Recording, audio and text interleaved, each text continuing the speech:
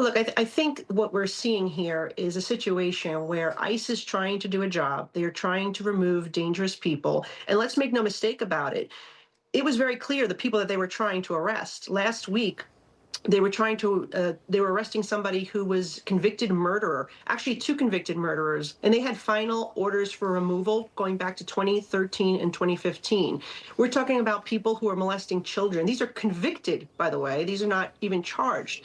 So we had somebody with 24 criminal convictions that they were also trying to remove. So these are very dangerous criminals, repeat offenders, and unfortunately, ICE is in a situation where they need to do this with a raid, or they need to do it on the open street. They need to hunt these individuals down to arrest them because there's no cooperation from the local municipalities. If local municipalities simply cooperated and said, upon arrest, we're going to turn this individual over to ICE so they could be detained and removed from our country, we wouldn't see these ICE agents in the streets as we are today. So yes, this is a terrible tragedy what happened over the weekend, but it could be done in a safe manner for both the public and the law enforcement if there was simply cooperation. I speak the same for, my city is the same way. They released 7,000 criminals onto the streets.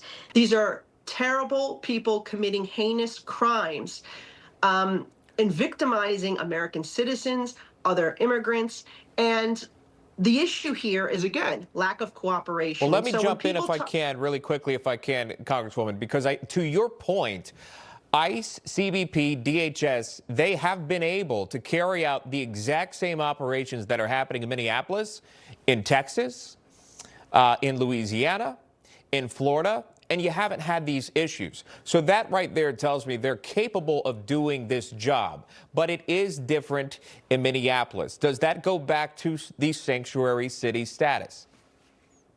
Yeah, look, the sanctuary policy is an issue. And here in New York City, we've had a sanctuary policy going back all the way to Mayor Ed Koch. It was under Rudy Giuliani. It was under Michael Bloomberg. What happened was Bill de Blasio came in and expanded the sanctuary policy to protect criminals. And ever since then, there's been a real problem with municipalities protecting these criminals. And instead of turning them over for deportation, they release them back on the street. Laken Riley's murderer was released back onto the streets of New York. That is how he was able to travel to Georgia and commit that heinous crime of killing that young woman. And we have other victims, right? You have Rachel Morin and many others that Jocelyn Nangeri. There are so many others who have been victims of murder and other crimes at the hands of illegal immigrants who should not be in the country. So if there was just some cooperation between the city and state, things in the federal government, it would be a lot better, cleaner, and you would not see these horrific incidents happening. And what I also say is that there's a push by some of my colleagues to strip funding from sanctuary cities.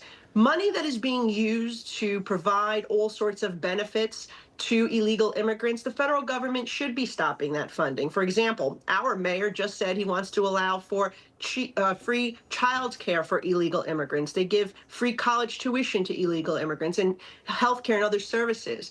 But I'm concerned about pushes to cut all federal funding from municipalities like the city of New York that I represent, particularly from our law enforcement, our NYPD, who is working so hard counterterrorism, protecting the public.